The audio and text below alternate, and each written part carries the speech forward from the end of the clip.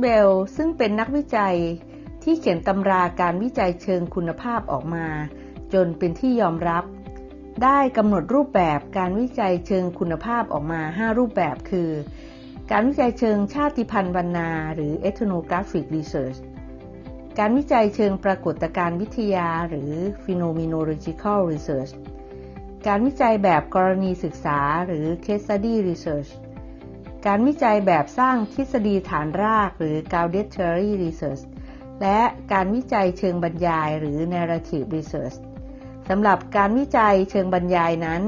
แคชเวลล์ได้ตีพิมพ์หนังสือในปี 2007 แต่ในปี 1998 นั้นใช้คำว่าการวิจัยแบบชีวประวัติหรือ Biography Research และมีนักวิชาการนักวิจัยเชิงคุณภาพบางกลุ่มเรียกการวิจัยแบบเรื่องเล่าซึ่งแต่ละรูปแบบจะมีจุดเน้นของกระบวนการวิจัยที่แตกต่างกันซึ่งขออธิบายรายละเอียดลักษณะของการวิจัยเชิงคุณภาพแต่ละรูปแบบดังนี้แบบแรกซึ่งเป็นการวิจัยเชิงคุณภาพที่เป็นที่รู้จักมากที่สุดคือการวิจัยเชิงชาติพันธุ์วรรณาซึ่งเป็นวิธีการวิจัยเชิงคุณภาพที่มุ่งพรรณนาตีความพฤติกรรมร่วมของกลุ่มคนรวมทั้งระบบสังคมหรือทางวัฒนธรรมซึ่งจุดเน้นที่สำคัญของการวิจัยเชิงชาติพันธุ์วรรณาคือการศึกษาที่มุ่งทำความเข้าใจในแบบแผนพฤติกรรมทางสังคมวัฒนธรรมขนบธรรมเนียมประเพณีความเชื่อและวิถีชีวิตของกลุ่มคนในสังคมหรือวัฒนธรรมนั้นเพื่ออธิบายปรากฏการณ์ร่วมของกลุ่มแรกเริ่มการวิจัยรูปแบบนี้เป็นวิธีการศึกษาของสาขาวิชามนุษยวิทยาต่อมานักวิจัยและนักวิชาการในสาขาอื่นๆเช่นด้านสังคมศาสตร์ด้านการศึกษาได้นำวิธีการนี้มาใช้ในศาสตร์ของตนการศึกษาชาติพันธุ์วรรณาในยุคแรกๆความสนใจจะจำกัดอยู่เฉพาะการศึกษาของกลุ่มชนบางกลุ่มในสังคมเช่นกลุ่มชนที่ล้าหลังและชนกลุ่มน้อยกลุ่มชาวนากลุ่มชนในชนบทต่อมาเริ่มขยายวงกว้างมากขึ้นขยายความสนใจศึกษาไปยังกลุ่มทางสังคมสถาบันการศึกษาวัฒนธรรมของสถาบันและองค์กรร่วมสมัยแทบทุกรูปแบบเช่น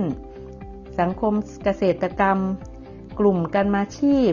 กลุ่มสตรีพระสงฆ์สถาบันวัดครอบครัวโรงเรียน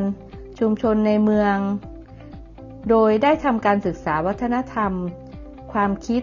ความเป็นอยู่ของคนกลุ่มนั้นๆอย่างลึกซึ้งแต่ที่ผ่านมาการวิจัยเชิงชาติพันธุ์วรรณาได้รับการวิพากษ์วิจารณ์มาโดยตลอดทั้งคนในวงการวิจัยเชิงคุณภาพและจากภายนอกประเด็นที่ภายนอกวิพากษ์กันมากคือเรื่องความไม่เข้มงวดของระเบียบวิธีทั้งประเด็นการเก็บรวบรวมข้อมูลและการวิเคราะห์ข้อมูลและมีการโต้ตอบกันในประเด็นดังกล่าวผู้วิจัยในกลุ่มนี้จึงได้พยายามปรับปรุงวิธีการแต่โดยภาพรวมการวิจัยเชิงชาติพันธุ์วรรณาก็ยังคงความเป็นเชิงคุณภาพอย่างเต็มรูปแบบตัวอย่างงานวิจัยในการศึกษาเชิงชาติพันธุ์วรรณา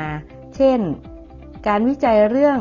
การสวดสันพัญญะของจังหวัดนครพนมได้ศึกษาตามแนวชาติพันธุ์วรรณาแห่งการสื่อสารซึ่งเป็นการวิจัยที่มีจุดมุ่งหมายเพื่อวิเคราะห์โครงสร้างของสถานการณ์สื่อสาร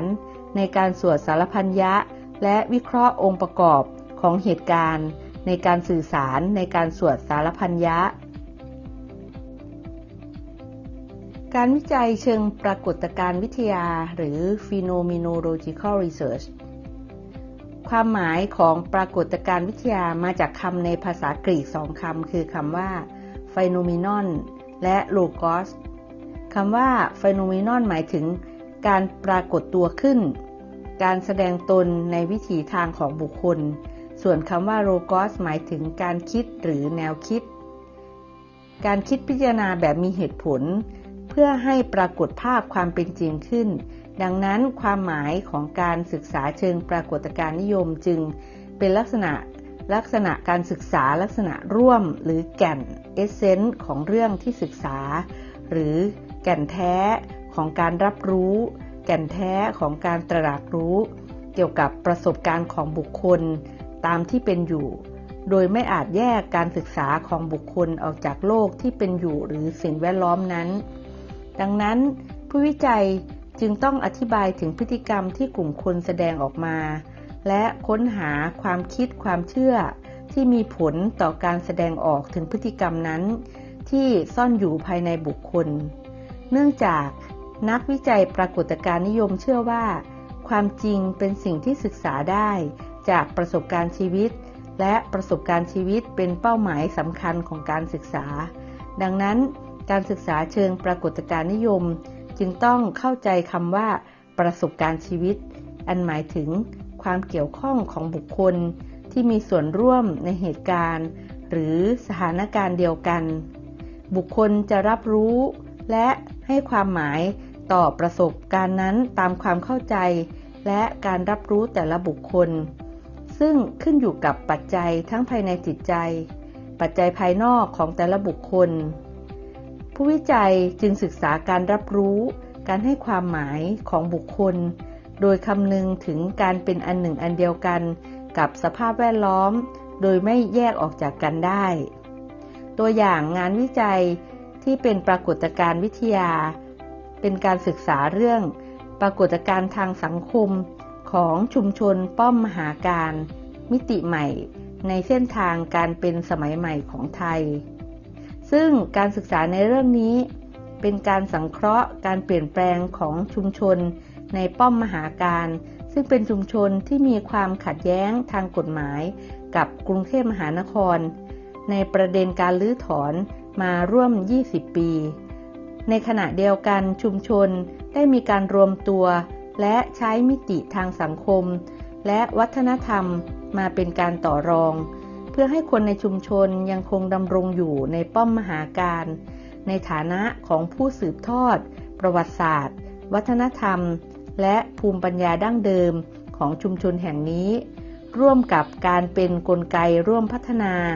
ตามนโยบายของบ้านเมืองในการใช้พื้นที่แห่งนี้ให้เป็นแหล่งท่องเที่ยวเชิงอนุรักษ์ในพื้นที่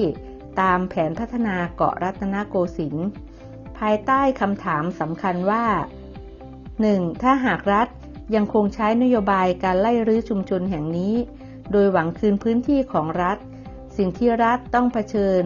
จะปรากฏพฤติกรรมการต่อสู้ในรูปแบบต่างๆกันของชุมชนเพื่อการต่อต้านอำนาจรัฐตลอดไปหรือไม่อย่างไร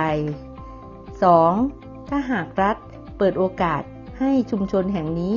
ยังคงดำรงอยู่ในพื้นที่เดิมต่อไปรัฐจะให้การยอมรับเพื่อนำการพัฒนาชุมชนได้หรือไม่และทำได้อย่างไร